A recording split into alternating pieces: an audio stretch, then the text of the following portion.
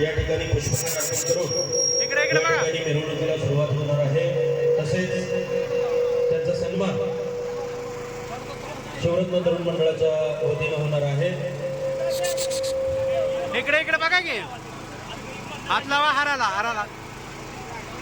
गावातील सर्व मान्यवरांना विनंती आहे की आपण या मिरवणूक सोहळ्यासाठी या ठिकाणी ग्रामपंचायतच्या समोर उपस्थित राहायचं अशी आपल्याला विनंती आहे। 2 मिनिटांमध्ये या मिरवणूक सोहळ्याला सुरुवात होत आहे।